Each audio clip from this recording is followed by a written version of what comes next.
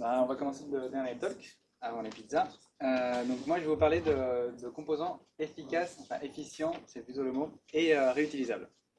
D'abord je me présente. Donc je m'appelle Eduardo, je suis développeur à Théodo. Vous pouvez me trouver sur GitHub, sur Twitter, etc. avec le nom de Posva, et je suis dans la core team de Vue.js. Donc les composants en Vue, c'est personnellement ma partie préférée. C'est ce qui me fait le plus rêver de Vue, c'est ces petits composants qu'on écrit dans un seul fichier en Vue, un format Vue assez simple et qui permet de diviser ton application. Et ce que je trouve de ces composants, c'est qu'ils sont simples à écrire et c'est simple de les rendre efficients et réutilisables. Et c'est ce que je vais essayer de vous montrer aujourd'hui en montrant ce que j'ai appris avec l'expérience en écrivant des composants, ce que j'ai trouvé qui était mal, ce que j'ai trouvé bien, et ce qui marche. Donc petit rappel, pour ceux qui ne connaissent pas, mais je pense que tout le monde connaît un peu les composants Vue. Donc c'est des fichiers qui contiennent le JavaScript, donc la logique, la vue, l'HTML, et le style qui est optionnel, donc du CSS ou du Sass, etc. Ça ressemble à peu près à ça. Donc un template qui contient l'HTML, le JAD ou d'autres langages de Vue. Le JS dans une balise script, donc ici c'est du Babel 6, de l'ES6 que j'utiliserai sur tous les exemples. Ça peut être du CoffeeScript, ça peut être du TypeScript, mais c'est un peu plus compliqué. Et une balise optionnelle de style, donc pour le CSS, qui ici est une couleur. Donc les composants, vous les utilisez pour architecturer votre application. L'application est hiérarchique, donc on a un composant qui va finalement être le root de tous les composants. Ce qui est intéressant, donc ce que je veux refléter avec cette image qui a été gentiment volée du guide, c'est que les deux composants à gauche, qui sont en gris plus foncé, ça représente un seul composant réutilisé deux fois. Donc ça représente sur l'arbre de droite les feuilles qui se trouvent à gauche. Et les trois composants de droite, en gris, ça représente les trois feuilles de droite sur l'arbre. Et c'est ça qui est sympa, c'est que on les réutilise de façon assez simple. Et d'ailleurs, on se rend compte que la plupart des astuces, c'est du bon sens. On les fait, la plupart, sûrement vous les aurez faites sans même avoir réfléchi avant. Donc pour moi, je vais vous parler de réusable. Donc réusable, je vais vous dire ce que ça veut dire pour moi, parce que vous n'avez peut-être pas la même définition de ça, et je serais intéressé de l'entendre d'ailleurs plus tard. Donc pour moi, réusable, ça veut dire réplicable. Donc le composant, on peut l'utiliser à plusieurs endroits, on peut le dupliquer, donc c'est ce qu'on voyait sur le petit schéma. Oh non. C'est agnostique. Du coup, il s'en fout si ton backend est ton PHP, il s'en fout si tu fais du Flux, il s'en fout si tu fais du Node, il marche parce que c'est lié à Vue. Tu ne fais pas de dépendance vers ton framework back, par exemple. Si tu veux faire du templating, tu ne peux pas faire un composant réutilisable en dehors de ton framework de back, donc c'est pas super réutilisable. Et finalement, c'est configurable. Donc on va pouvoir passer généralement des props pour l'utiliser dans différents cas et autres petites astuces. Donc on dit aussi, quand c'est réplicable, ça peut être réplicable dans un projet. À l'intérieur du projet, on va dire c'est pas vraiment réplicable, mais pas vraiment. Enfin, il faut penser que des fois c'est plus pragmatique d'avoir un composant qui est utilisable que dans ton projet. Finalement, il ne va jamais sortir de projet, donc autant avoir des dépendances vers le projet. Ça peut être par exemple du routing, des mixings globales, ça peut être des requêtes faites par votre application, etc. Encore une fois. Et sinon, il y a les composants qui sont réplicables de n'importe où, donc qui sont réplicables d'un projet à l'autre, même si ils sont réplicables une seule fois, par exemple une navbar qui peut être utilisée qu'une seule fois, mais qui marche sur d'autres projets différents. Donc, je vais commencer par les données asynchrones. L'asynchrone, il y a plusieurs choses pour résoudre ça. Donc, il y a l'activate hook, c'est un hook qui est lancé dans un composant avant qu'il soit inséré et qui a en paramètre une fonction done qui doit être appelée pour dire j'ai fini, tu peux l'insérer. Et il y a aussi faire du chargement de données manuel dans Ready. Donc, vous pouvez afficher je suis en train de charger, loading, une barre de progression, etc., un spinner, et quand les données sont prêtes, vous cacherez le spinner avec un VI, un VShow, etc. Mais du coup, qu'est-ce qu'il ne faut pas faire? Ce qu'il ne faut pas faire, c'est passer directement la requête. Ici, j'utilise ViewResource, donc c'est pour ça qu'il y a le $10 HTTP, vous pouvez utiliser Fetch. aussi, ou n'importe quel autre. Vous utilisez Ajax si vous avez envie, hein. Personne ne vous gueuler dessus. Donc ici, on l'utilise directement dans le composant. Alors qu'est-ce qui se passe? C'est que là, notre ressource est intégrée au composant. On ne peut pas la changer de l'extérieur. Si on veut réutiliser le composant, on ne peut rien faire. Donc on peut passer peut-être une méthode qui renvoie une promesse. Et alors je ne me suis pas trompé. Non. Donc on peut penser aussi qu'on peut passer soit la méthode, soit la fonction qui génère la méthode. Autant passer directement soit la promesse, soit la méthode qui génère la promesse. Autant passer directement la promesse. Comme ça, on sait qu'on pourra faire un then directement. On pourra la chaîner plus tard. L'idée, c'est que quand vous bindez, vous pouvez binder n'importe quoi. Donc binder ce qui est plus pratique pour vous. Si vous passez une promesse, c'est au composant pair de choisir ce qui va passer. La promesse, c'est un concept complètement abstrait. Et après, vous pouvez facilement utiliser le hook activate avec un then et appeler down, ou si vous avez des erreurs, catcher les erreurs, etc. Et bien sûr, déclarer le type de la propre promise, ça marche. Il fait le check avec un instance of. Et c'est super.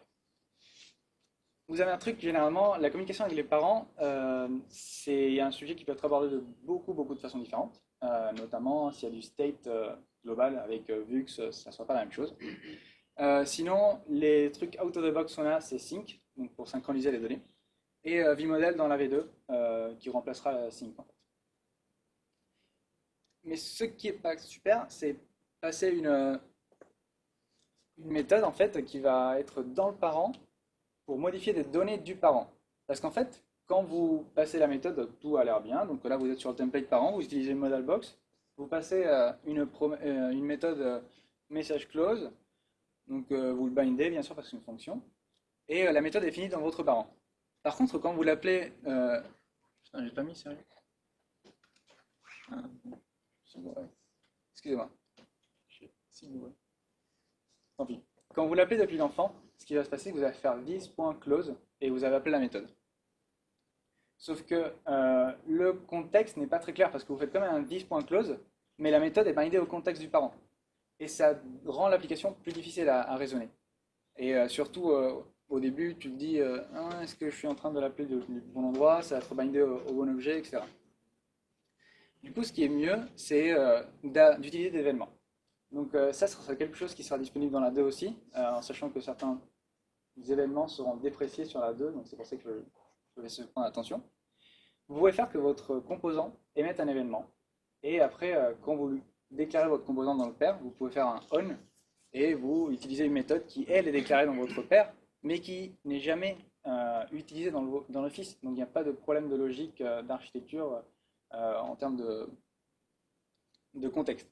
Donc ici, l'exemple, c'est encore une fois le close. On va dire que l'enfant, il émet un event close avec this.emit.close et non, j'ai pas mis ça.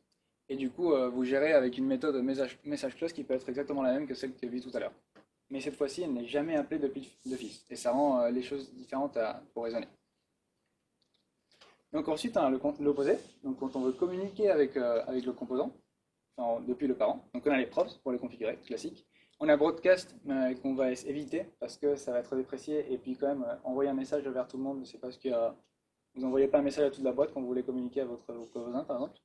Et sinon il y a les refs, donc c'est aussi une de mes méthodes préférées. Donc généralement vous déclarez une prop, par exemple vous voulez afficher votre, on va dire une snack bar, donc les petits messages qui apparaissent, et vous passez une prop qui va être un booléen. Et vous pouvez watcher cette valeur sur votre enfant pour dire quand ça change, je l'affiche, etc. Donc le parent, il a le contrôle sur la variable et l'enfant se voit influencer. Ça marche, il n'y a pas de souci. Mais vous êtes quand même en train de rajouter de la complexité pour rien. En train de watcher un élément, une variable, c'est pas super. Par contre, ce que vous pouvez faire, c'est déclarer une méthode dans la modèle, déclarer une référence vers le composant dans le parent, et directement appeler la méthode depuis le parent. Donc on peut utiliser de la ref. Et beaucoup de gens n'y réfléchissent pas au début. Je trouve que c'est dommage. Ça sera pas mal poussé sur la V2, notamment parce que ça rend très facile à réfléchir en termes d'architecture. Si vous voulez recevoir n'importe quoi de votre composant, vous utilisez une ref. Vous voulez une variable, vous voulez une compute, vous la récupérez. Vous évitez de modifier les variables quand même, c'est un peu bête. d'aller modifier les variables directement de son enfant. Et si vous voulez appeler des méthodes, vous les appelez telles quelles. Ensuite, il y a efficient. Donc, efficient pour moi, c'est pas qu'il est rapide, qu'il marche, qu'il est efficace en termes de rendering, etc. Ça, c'est Vue qui s'en occupe, pardon. C'est pas à nous de, c'est pas à nous de gérer ça. Par contre, ce qui est important, c'est si c'est facile de le réutiliser à un autre endroit et si c'est rapide, c'est-à-dire s'il a les bonnes options de configuration pour pouvoir réutiliser dans différents use cases sans perdre de temps. Et bien sûr, facilement adaptable si jamais il ne peut pas être configuré comme on veut. Donc pour ça, il y a les slots. Donc les slots, c'est un truc préféré, c'est ce qui manque le plus quand je vais utiliser autre chose. Bon, il y a Transclut chez Angular. React, c'est un peu plus compliqué, ça se fait, mais c'est un peu plus compliqué. Et après, je ne connais pas suffisamment React, donc si vous avez des commentaires dessus, je suis preneur. Mais ça permet par exemple de faciliter si vous voulez faire du SEO et que vous n'avez pas d'un serveur Node.js en back, vous pouvez utiliser les slots pour avoir le contenu intéressant directement présent dans le DOM avant que le JS parte par-dessus. Notamment, on peut mettre des liens, des images. Et comme c'est déjà dans le DOM, quand le navigateur le parse, ou quand un moteur de recherche, même si de nos jours, la plupart des moteurs de recherche font du JavaScript, du coup, ils exécutent un petit peu les pages. D'autres moteurs de recherche qui ne font pas ça, par exemple en Russie, je sais qu'il y a des moteurs qui ne font pas de JavaScript. Il va pouvoir parser les différentes parties qui sont insérées via des slots. Donc là, c'est un slot classique. Donc on a un composant modal box et on veut éditer le contenu. Donc comme on l'utilise comme si c'était une div par exemple ou un P en HTML, on passe dedans le texte qu'on veut. Et dedans, du coup, le template, on a en fait notre modal avec une div et on utilise des slots dedans. Et après, tout le contenu qu'on a besoin pour faire plus de comportement. Après, des fois, on peut mettre du texte par défaut. Généralement, c'est ce qu'on fait avec des composants réutilisables dans des librairies d'UI. Sauf qu'on ne met pas des valeurs en dur, bien sûr. Et du coup, si on veut mettre plusieurs choses aussi, vous déclarez plusieurs slots en utilisant les name slots. Donc il suffit de passer l'attribut slot au bloc qui va définir ce slot, et après de définir un attribut name, donc un attribut name qui se trouve ici, pour dire ce slot correspond à telle chose, cet autre slot correspond à telle chose. L'HTML devient un peu moins lisible, moins lisible le template, pardon. Mais quand vous utilisez le composant, ça devient tellement lisible parce que vous êtes en train de remplir le composant avec ce qui vous intéresse. Et surtout, ça permet de remplir ce morceau que les props ne sont pas capables de faire. Même si vous pouvez passer des composants à des props, il y a des fois où vous avez envie de changer une classe, vous avez envie de rajouter une div autour, et le fait de changer le texte ça dépend du composant. Bien sûr, un composant peut te permettre de changer les classes aussi d'un attribut en particulier, d'un morceau de son composant. Et là, avec les slots, vous allez permettre que votre composant s'adapte à tous les cas où il ne peut pas être configuré. Et bien sûr, vous n'allez pas mettre des textes en dur, vous allez utiliser des props pour pouvoir configurer par défaut le comportement. Donc ici, c'est le cas où vous voulez passer par exemple un title en tant que prop. Et si jamais l'utilisateur veut le configurer, veut l'adapter beaucoup plus loin, il peut utiliser un slot, le remplir comme il veut, utiliser les classes qu'il veut, mettre des divs autour, etc. Et du coup, les props, ça sert à quoi? Les props, c'est quand même le classique, c'est du bon sens. Ça sert pour le state. Là, c'est où c'est intéressant, c'est comment gérer le state quand tu utilises Vue ou Flux. Généralement, le state, c'est quand on n'a pas Vue, il se retrouve souvent dans Data. Dès qu'on veut le configurer à l'initialisation, il passe dans Props. Et si on veut l'utiliser avec Vue, on va souvent penser à l'externaliser dans le state. Dans le store, on utilise donc des getters, des dispatchers pour les modifier. Mais on va quand même garder souvent des... Alors, ça dépend des cas. C'est là que c'est un peu difficile. Ça dépend vraiment du cas d'usage. Des fois, ça a intérêt d'avoir une prop parce que le parent va vouloir passer l'information. D'autres fois, c'est un état de l'application et dans ce cas, ça ne vaut pas la peine de faire une prop parce que de toute façon, elle sera accessible par le parent, on aura accès depuis le fils, on a accès dans le store. Et donc un petit sujet aussi intéressant, donc maintenant plus qu'il y a la V2 qui déprécie les filtres dans les V-for et non pas dans les interpolations. Donc en gros en V2, le V-for ne marchera plus, mais cette interpolation marchera. Donc en fait, les filtres dans des arrêts, c'est pas la meilleure façon de faire parce que vous êtes en train de créer en fait une propriété qui est compute sans vraiment lui donner un nom, alors qu'elle pourrait avoir un nom. Et surtout, vous ne la rendez pas accessible au père, par exemple. Si le parent a envie d'utiliser, de savoir qu'est-ce que son fils a filtré, bah, il ne peut pas avoir accès. Tu dois réécrire les filtres que tu utilises pour pouvoir avoir accès à ta information. Du coup, vous pouvez faire. Bon, là, je l'ai appelé filter as array parce que je ne sais pas sur quoi je filtre, mais ce nom peut être beaucoup plus explicite, ce qui est un point bonus. Et après, si bien sûr, là j'utilise Lodash pour l'exemple, vous pouvez faire du sort à la main avec du JavaScript. Bien sûr, l'intérêt, c'est surtout quand vous chaînez plus de fonctions. Je n'ai pas inclus ça pour des raisons de lisibilité, mais quand vous faites du filter by, du sort by, et que après vous voulez faire du plug ou translate, etc. Bon, le translate sur un array, ça marche pas, mais vous allez vous retrouver avec un chaînage relativement long, on va dire, de fonctions de dash. Et c'est là que ça gagne plus en lisibilité. Parce que votre ligne HTML, en plus, ça va faire je sais pas combien de caractères. Mais vous allez sûrement passer plein de fois. Ah, qu'est-ce qu'il était le dernier filtre que j'ai appliqué? Et vous passez à la fin. Quand vous voulez rajouter un autre, vous allez à la fin, etc. Alors que sur un compute, le nom est clair, on sait ce qu'elle est défini, on a nos différentes fonctions. Ça donne plus de contrôle sur ce qu'on fait. Et finalement, l'idée, c'est d'avoir du JavaScript et pas d'avoir quelque chose de custom. Et donc, c'est tout pour ce petit talk. Avez-vous des questions?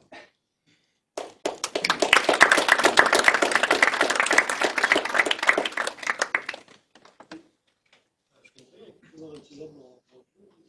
La question peut-être un peu conne, mais est-ce que tu peux passer un composant à un autre composant? Oui, Injecter du. oui, tu peux lui passer. C'était avec. Alors, c'est écrit sur la doc. Et en fait, tu peux passer un composant du parent, dont le parent connaît l'existence. Alors, c'était quoi? C'était $component, mais je ne suis pas sûr. J'ai un redoute. Oui. Ce qui m'intéresserait, c'est que moi, de ma vie, je n'ai jamais fait une page web, ni Angular, ni Vue, etc. Quel est le delta estimé par rapport à d'autres frameworks est-ce que le gain, je veux dire, quel est le gain que vous Gain estimez en développement? en développement. Donc, en développement, quel point voulez-vous considérer? Maintenabilité, performance. Si je comprends bien, toute l'architecture était pensée pour gagner en productivité. C'est ce que j'ai compris. Oui, comme tout framework. Non, mais je veux dire, oui, mais apparemment, c'est quand même plus performant que d'autres.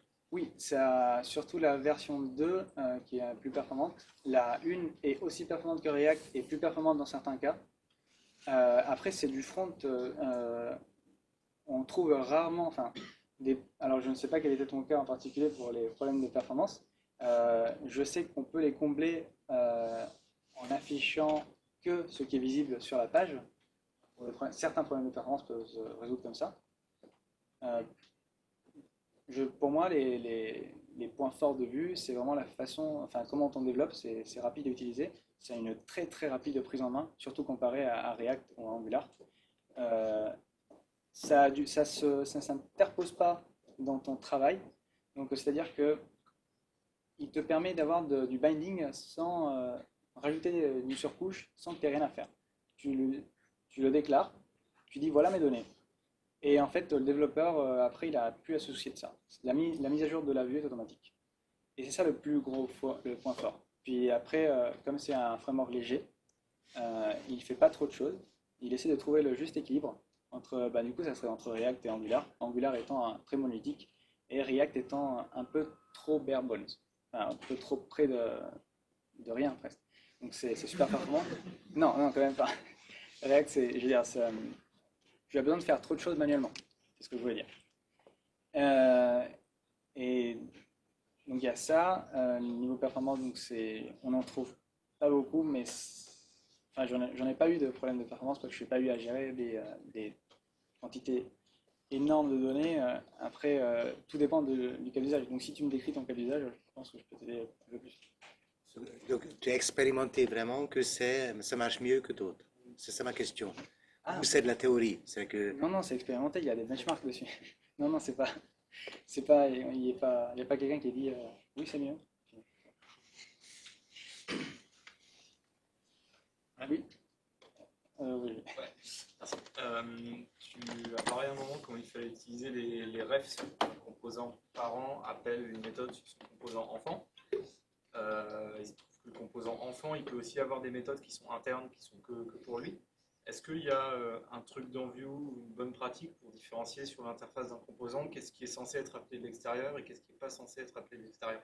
Non, il n'y en a pas, c'est la réponse courte. Malheureusement, bon, tout le monde le sait, JavaScript c'est un langage un peu trop permissif. Si tu fais du TypeScript, j'imagine qu'il y a moyen de faire des choses, mais je ne suis même pas sûr parce que c'est pas du tout poussé dans la communauté Vue. Convention, eh ben, je peux te dire que tu peux prendre la convention préférée, pour le coup. Basé sur d'autres langages, tu peux préfixer par un underscore, un my, m underscore aussi. Mais rien ne t'empêche à la fin de l'utiliser. Parce qu'en plus, tu ne peux pas déclarer des clausures qui vont vraiment rendre tes variables privées. Oui, par rapport au CSS, j'ai constaté qu'on pouvait scoper là, comme Oui. vu. Comment il gère vu par rapport au scope? Il renomme les. Alors, le scope, donc pour le scope, ça ressemble à PostCSS. Donc, ce qui se passe, c'est qu'il rajoute un attribut avec une lettre sur le composant en question. Et d'ailleurs, c'est un truc que je n'ai pas dit, donc c'est bien que tu le lances. C'est important de mettre des classes sur les règles CSS et non pas de définir directement un tag. Donc, si vous faites P et vous dites, ah, ce scope, c'est bon, si j'affiche sur tous mes P, ça va marcher. C'est bien de mettre une classe parce que c'est un peu plus performant. Alors, je n'ai plus en tête le site dont on avait pu tester ça, mais il se trouve que si tu mets un nom de classe en plus du tag avec du scope, ça sera plus performant que sans mettre la classe. Donc, même si ça rajoute un peu plus de verbosité, ça rajoute de la lisibilité pour décrire vos HTML, donc ça vaut la peine. Et donc, le truc qui est rajouté, c'est vraiment je crois que c'est underscore v, ou v underscore et une chaîne de caractères avec des chiffres et des lettres. Et puis après, du coup, dans le CSS, avec un secteur. Il y a une bonne pratique par rapport à des scopes et pas des scopes par rapport aux composants, parce que c'est jamais facile de se dire, tiens, là je vais faire un CSS propre à mon composant, et puis en fait, il est plus customisable plus haut. Alors ça dépend vraiment des... En fait, dans CSS, il y a déjà des frameworks pour... Ouais, mais je pense au composant lui-même, quoi. C'est jamais évident de se rendre compte à quel point... quelle est la part de personnalisation que tu peux autoriser, surtout le composant visuel, j'entends. Ah, de personnalisation, tu dis pour l'utilisateur qui réécrit tes règles. De l'extérieur, quand il récupère ton composant, il y a des choses, tu vas peut-être forcer le bouton, ou tu vas permettre tous les boutons, si tu parlais de la modale, quoi. Mon choix personnel, c'est de faire du BEM, donc c'est déjà suffisamment verbeux pour que ça conflicte avec quelque chose déclaré par ton utilisateur. Quand je fais des applications, je fais souvent du scope. Sur les composants, par contre, que je redistribue après, j'en fais pas si souvent que ça. Parce que ça rajoute un sélecteur, enfin le sélecteur devient plus compliqué. Et si tu n'as pas vraiment ce besoin, je vois pas trop l'utilité. Si tu reprends de l'HTML conséquent qui existe sur un projet et avec des noms de classes complètement banales, là ça vaut peut-être la peine, enfin non, là ça vaut carrément la peine d'utiliser Scope pour éviter que ça collisionne avec d'autres choses. Mais si tu écris quelque chose de zéro, autant prendre des bons noms de classes et des bons qui décrivent bien tes choses. Quand tu veux faire des choses rapides, Scope c'est super pratique. Mais moi je n'ai pas de recours particulier pour le Scope dans des composants redistributables, à moins que tu parles quelque chose qui existe déjà. Oui, mais justement, Material Design, comment? Material Design Lite ou Lite, ouais, comment tu... D'accord. Lui pour le coup, j'utilise Vim.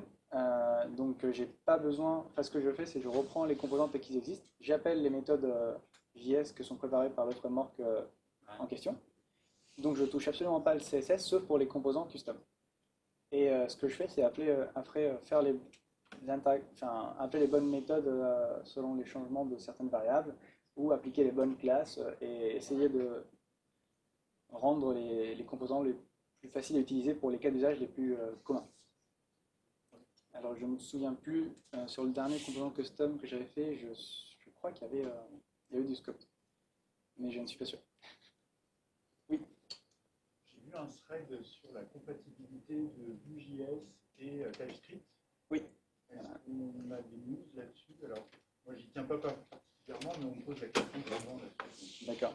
Alors, moi, je ne suis pas trop dans le sens du mot suivre cette conversation. Je crois qu'il y en a d'autres personnes. Donc, dans la communauté, il y avait peut-être Simple Smiler qui suivait un peu plus ça, je crois, et un autre russe, dont je ne me souviens plus, qui suivait aussi. J'ai pas l'impression que ça avance plus que ça, mais ça n'a pas été laissé de côté.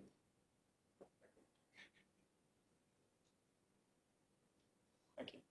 Merci.